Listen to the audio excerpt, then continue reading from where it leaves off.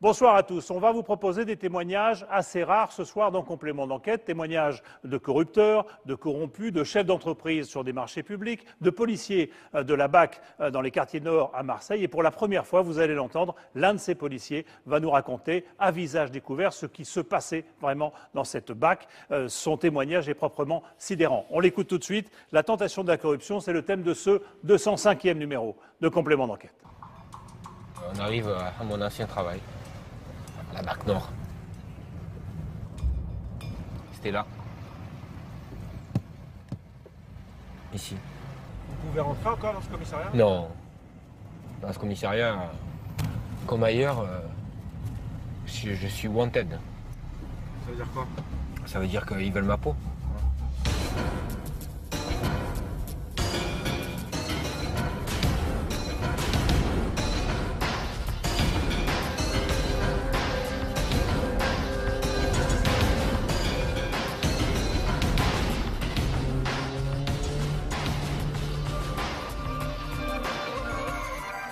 Voilà, le policier que vous venez d'entendre, eh bien, on va le retrouver sur la longueur. Il va nous raconter ce qui se passe dans cette fameuse BAC des quartiers nord de Marseille. Et ce n'est pas le seul, d'ailleurs, qui a accepté de témoigner. Et puis, on ira aussi voir un entrepreneur de Moselle. Lui en a eu marre des arrangements, des ententes entre petits entrepreneurs. Et il les a dénoncés, ce qui lui a coûté cher. Et puis, nous accompagnerons des chevaliers blancs, des redresseurs de tort, de ces gens, de ces citoyens qui luttent contre la corruption un peu partout en France. Pour parler de tout cela, et alors que Lionel Jospin sort en ce moment son rapport sur la moralisation de la vie publique, eh bien nous avons choisi de nous installer dans des lieux, dans des lieux symboliques comme celui-ci, dans des bars, dans des cercles de jeu, comme ce très beau cercle Clichy-Montmartre, l'un des plus beaux de Paris. Nous recevrons ici Thierry Colombier, c'est un chercheur du CNRS qui travaille depuis des années sur la mafia, la pègre, le milieu et ses moyens de financement. Nous recevrons aussi Florence Plotot.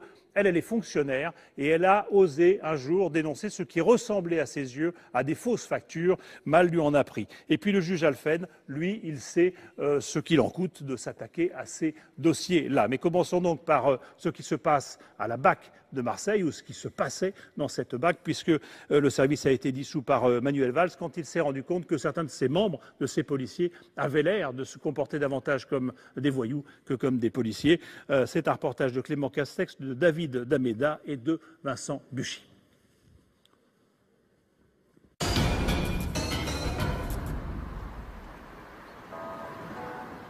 À Marseille, Notre-Dame de la Garde a vu plusieurs de ses policiers devenir des voyous, des ripoux, avec qui cet homme, Sébastien Benardo, a travaillé. C'est la toute première fois que cet ex-flic se montre. Il va nous raconter les coulisses d'une affaire hors du commun. On arrive à mon ancien travail. La BAC Nord. C'est la division Nord, c'est l'hôtel de police des quartiers nord de Marseille. C'était là. Ici. Le traître, c'est comme ça que certains policiers surnomment Sébastien, car l'homme a dénoncé des collègues.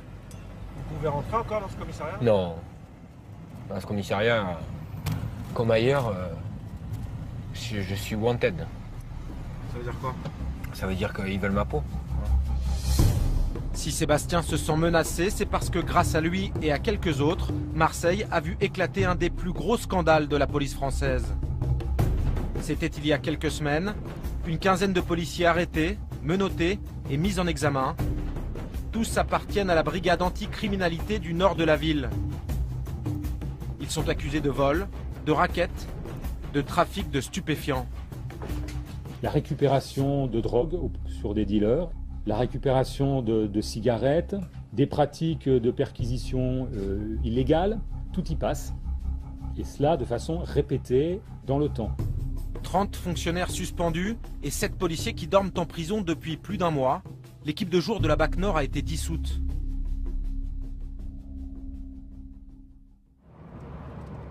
À Marseille, cette brigade, c'était pourtant une institution. Sébastien y a travaillé 3 ans. La BAC Nord, c'était des grands flicards. On était les cow-boys des quartiers nord, quoi. Voilà, on peut le dire, hein. Je veux dire, on est les seuls mecs à rentrer dans toutes les cités. On s'entraîne pour ça, on vit pour ça, donc voilà, la BAC Nord, c'est ça. C'était le top de la voie publique à Marseille. Voilà. Le terrain de jeu de ces super flics, le voici. les quartiers nord de Marseille, les quartiers pauvres. Braquage, deal, règlement de compte. Ici, pour sortir de belles affaires, les policiers font appel à des informateurs, des indiques qu'ils récompensent de façon illégale. C'est de ces pratiques que la BAC va mourir. Sébastien nous propose de rendre visite à l'un de ses tontons, comme il dit, mais il doit être discret. Il faut faire super gaffe, que personne ne nous voie. Pourquoi? Parce qu'il faut pas mettre sa vie en danger, il faut le protéger. Par la personne, on répond pas, voilà quoi. Cette femme a accepté de nous recevoir en caméra cachée. Oui. Il l'appelle Tata. Bonjour. Ça va, Tata. Et toi, Oui. tu vas bien? Allez. C'est grâce à elle qu'il a pu interpeller nombre de malfrats Ouais, du quartier. Le petit, Ouais. un petit black là, de 14 Je l'ai vu, ans, là. il travaillait bien à l'école, il était tranquille. Ben maintenant, là, ils l'ont pris. Ils l'ont Ouais. pris pour faire le docteur. Elle nous raconte un peu la vie de la cité au jour le jour. Qui est dehors aujourd'hui, qui fait quoi, trafic de stupéfiants, braquage. Elle vit au cœur de ça tous les jours. Et ça c'est utile dans la police? Ah oui, c'est une mine d'or. Et vous, comment vous les aider? Ben, quand ils ont des problèmes au sein de la cité ou quand ils peuvent plus s'en sortir à la fin du mois, ben, on tente de les aider au maximum comme on peut. Argent, hashish. À Marseille, les informateurs sont souvent payés avec ce qu'on trouve dans les poches des dealers. C'est légal, tout ça? Non, c'est pas légal, mais quand vous faites une affaire où vous faites 5 kilos, vous la faites parce que vous avez un indique. Vous la faites pas parce qu'elle vous tombe du ciel le matin en vous levant. Des méthodes efficaces mais illicites qui ont valu à Sébastien de gros soucis. Il a été révoqué, viré de la police nationale pour avoir protégé un petit dealer qui était son indique. Une injustice selon lui, car certains de ses collègues faisaient bien pire, ils avaient détourné ce système à leur profit. Sébastien s'en aperçoit en 2008 avec une histoire de contrebande de cigarettes. Bah, le premier truc, c'est un informateur qui me dit voilà, ce matin, tes collègues ils sont passés et ils nous ont soulagés de 200-300 cartouches et ils nous ont laissés libres. Vous y croyez d'abord? Non, vous y croyez pas, mais bon, vous êtes policier, donc vous rentrez au service, vous regardez un petit peu si le matin il y a eu des interpellations et finalement vous vous rendez compte que sur le bouquin, il n'y a rien eu quoi. Puis après, quand on vous le dit une fois, quand on vous le dit deux fois, quand on vous le dit 3 fois, ben, obligatoirement vous êtes obligé de prêter l'oreille. Dans les rues de Marseille, des dealers seraient dépouillés, des vendeurs à la sauvette volés et laissés libres. Évidemment, personne ne porte plainte, mais Sébastien est révolté. C'est là qu'il se rapproche de cet homme, Omar Djelil. Ça va, monsieur Djelil? Ça va, Sébastien. Ça va et toi? Tranquille. Tranquille, ben ouais. Ça se passe. Ça va très bien. Alors, Ce candidat malheureux aux dernières législatives dirige une association de citoyens dans ce quartier de la Porte d'Aix. Voilà 3 années qu'il est seul à crier ce que beaucoup murmurent. l'affaire de la BAC Nord, contrairement à ce qu'on essaie de nous faire croire, est ancienne. Les anciens déjà du quartier me parlaient de cette pratique locale qui était de dépouiller et de soulager tous les dealers, les contrebandiers. Donc c'est une pratique qui est très ancienne à Marseille. Interpellation classique, et là les policiers, au lieu de faire des fiches de saisie, prennent toute la marchandise, les mettent dans les voitures et relâchent les interpellés. C'est quoi la marchandise? Ah, vous aviez de tout, vous avez sur de la drogue, beaucoup de contrefaçons et le tabac. Alors là, des tonnes et des tonnes de cartouches de cigarettes qui étaient complètement dépouillées des contrebandiers. Omar Djelil alerte les autorités en 2009. La préfecture de police lui répond alors par courrier. Elle a mené une enquête interne qui n'aurait pas permis de corroborer les faits dénoncés. Selon Djelil, c'est clair. Pour éviter les vagues, la hiérarchie aurait décidé de couvrir ses brebis galeuses. Ça va être l'attitude qui va caractériser toute la hiérarchie pendant des années. C'est que celui qui va sortir ça sur la place publique, il est grillé pour sa carrière. Ce que vous dites, c'est que la hiérarchie aurait couvert les mauvais flics? Non, mais elle a couvert, non seulement elle a couvert, elle a cautionné et elle a motivé. Puisque vous donnez un sentiment d'impunité à des policiers. Ils savent que le commissaire est au courant, mais il ne veut pas se prendre la tête. Ben, les policiers, ils font quoi? Ils pérennisent leur déviance. Mais cette affaire de policiers voleurs s'ébruite. En août 2011, sous l'impulsion du ministre de l'époque, Marseille se voit doté d'un nouveau préfet de police, Alain Gardère. À peine arrivé, il lance en secret une enquête minutieuse. La police des polices va poser des micros dans les véhicules elle va aussi récolter de précieux témoignages de l'intérieur. C'est cette enquête qui va mettre à jour le manège de la BAC. Dans cette affaire, Sébastien n'est pas poursuivi. Il jure n'avoir jamais cédé à la tentation. Comme lui, ils ne sont qu'une poignée à casser l'omerta. Nous avons rendez-vous dans un parking à l'abri des regards. Dans cette voiture, un ancien de la BAC Nord va confirmer les dérapages. Ce que raconte ce policier de ses collègues est effarant. Il y en a qui devaient se faire jusqu'à 1000 € par jour, quoi.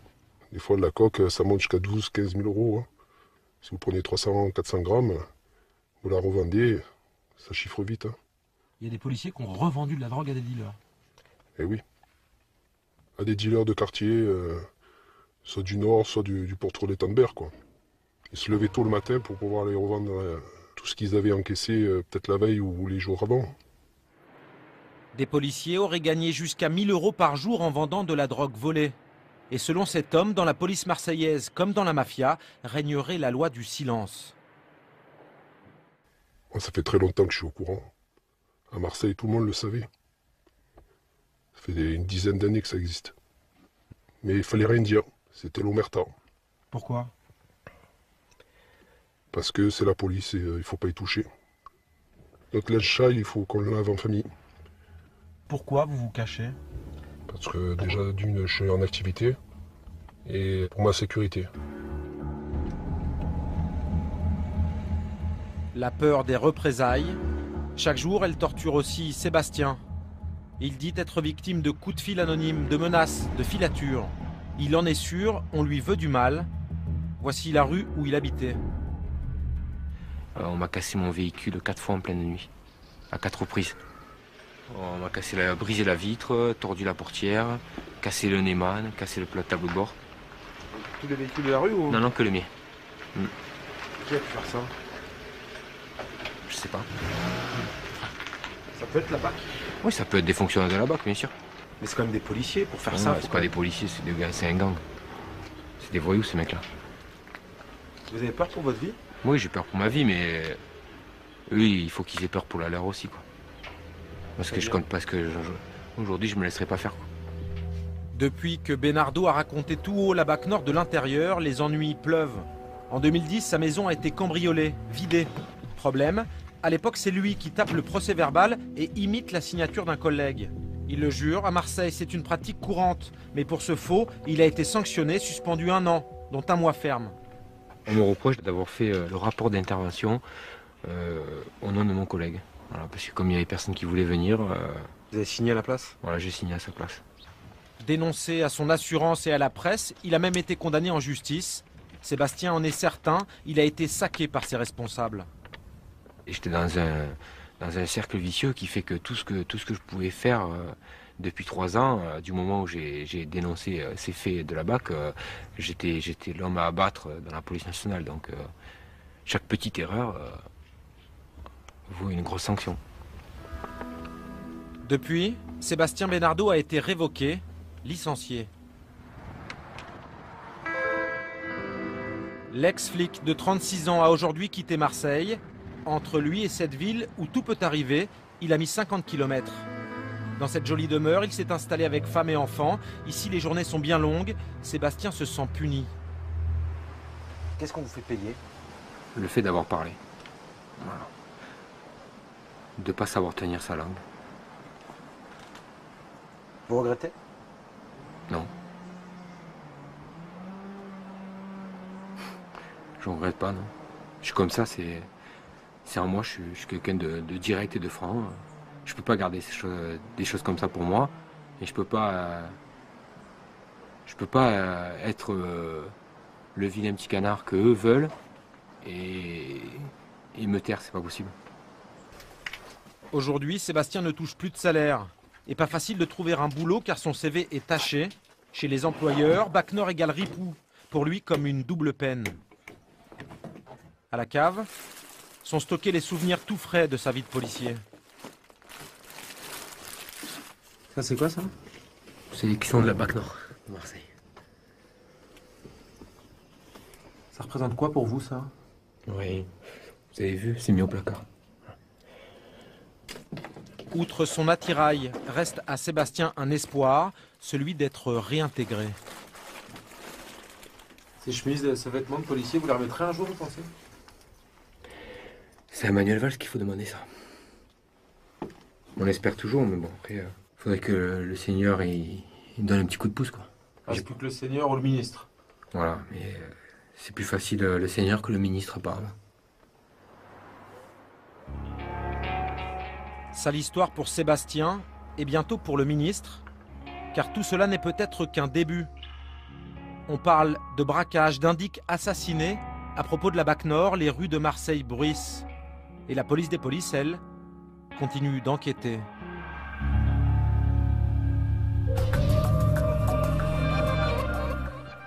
Voilà pour ce reportage de Clément Castex et de David Daméda. Et on est toujours ici, dans ce très beau cercle Clichy-Montmartre, qui est aussi une académie de billard d'ailleurs. Avec vous, Thierry Colombier, vous êtes auteur, vous êtes chercheur associé au CNRS et auteur. Votre dernier ouvrage, ça s'appelle La French Connection. Vous connaissez particulièrement le milieu et son économie, puisque vous êtes prof d'économie de formation au départ. D'abord, on est quand même surpris. Quand on entend ça, quand on entend cette façon de parler des policiers, on se dit, mais on est où? On est chez des voyous, on est chez les policiers, on est où? On est à Marseille. Bienvenue à Marseille. Voilà, on est un peu à Marseille. Il est vrai que quelquefois, on ne sait plus qui porte le costume du voyou ou du bandit ou du gangster.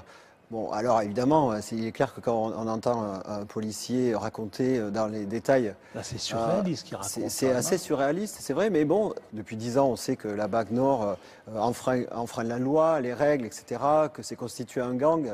Depuis 10 ans, on le sait? On le sait depuis 10 ans. C'est ce qu'il raconte, il dit que ça Bien fait sûr. des années que ça dure. Bien sûr. Entre guillemets, tout le monde le sait. Tout le monde le savait. Tout le monde le sait. Mais on le voit bien, la hiérarchie couvre apparemment quelques faits ou alors ne veut pas, en tout cas, couvrir sanctionner les brebis galeuses. Vous pensez que la hiérarchie savait? La hiérarchie sait, évidemment. Évidemment. C'est comme le Tour de France. Vous savez, tout le monde se dope, plus ou moins. Et puis, à un moment donné, quand il y en a un qui commence à dénoncer le système, tout le monde lui tombe dessus parce qu'il ne faut pas...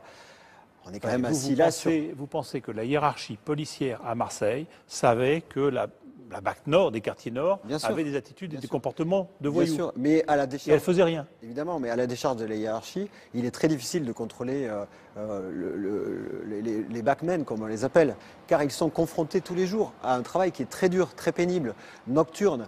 Et il y a aussi là un mélange des genres, c'est-à-dire qu'on a donné la possibilité à ces gens-là de travailler avec des indiques. Or, ce n'est pas du tout, au départ, le travail de la sécurité. Vous dites que ce sont des gens qui sont toujours en limite, qui sont borderline, qui sont en limite. Oui, ils sont obligés d'être borderline. Ils ont des méthodes qui sont proches de celles des voyous. Ils le sont obligés s'ils veulent avoir des informations. Pour avoir des informations, il faut avoir des indicateurs que vous allez après rémunérer d'une certaine façon.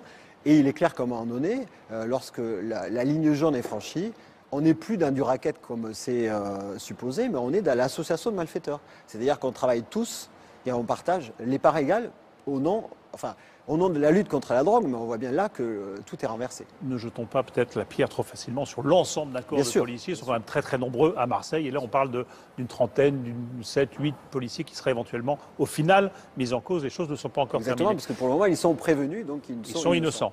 À l'inverse, vous dites, des policiers doivent avoir des techniques qui sont proches de celles des voyous quand ils gèrent leurs indices, quand ils veulent aller au contact, etc. À l'inverse, est-ce que le milieu, quand ils les voient arriver, ils essayent parfois de les faire tomber?